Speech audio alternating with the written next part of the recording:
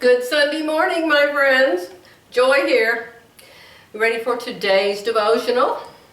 Church was really good this morning.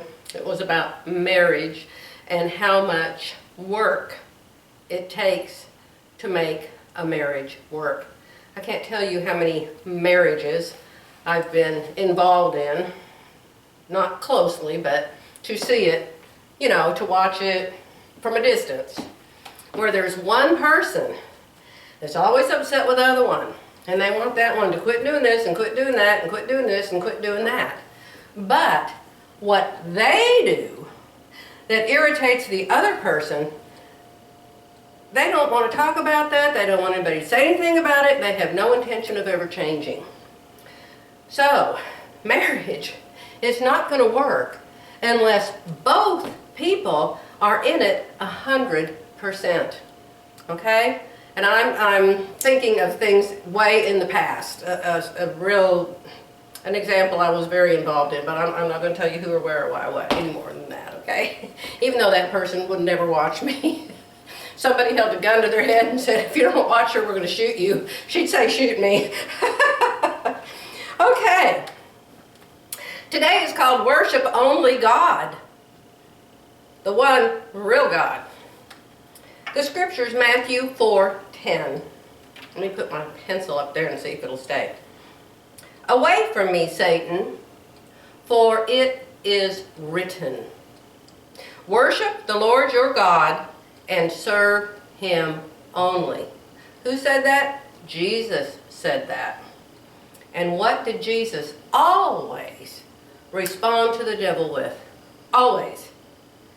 It is written. Where is it written? Back then, I guess it was the Old Testament because the New Testament wasn't there yet. But, yes, it is written. So let's see. What does it say today? Okay, be honest. Life is hard sometimes. Broken relationships, lost jobs, health problems.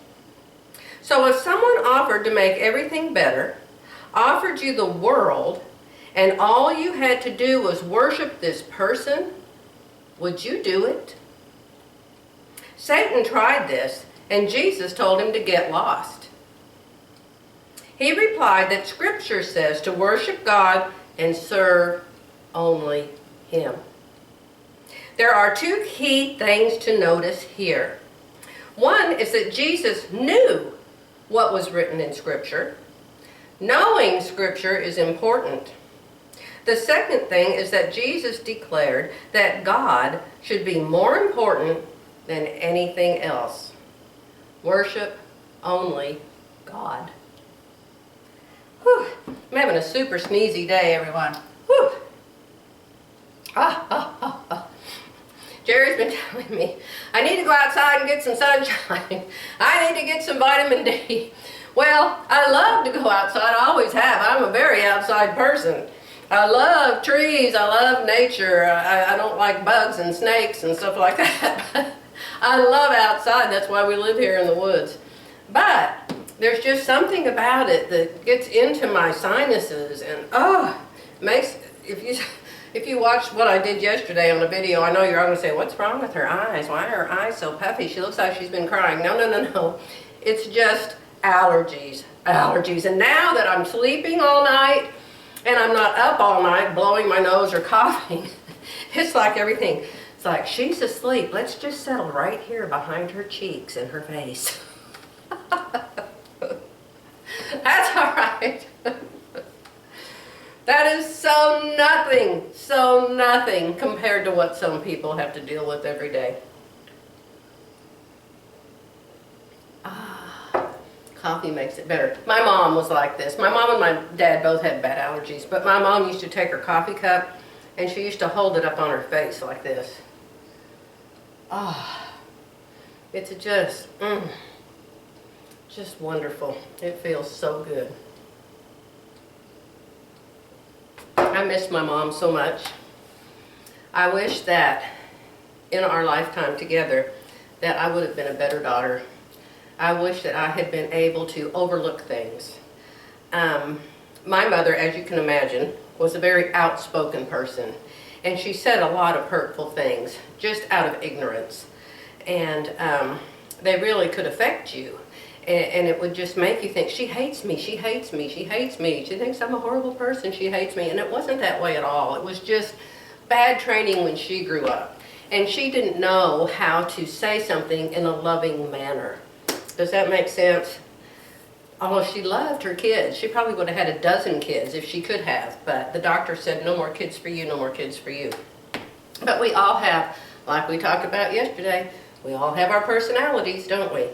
And we have to learn to love people in spite of their personalities.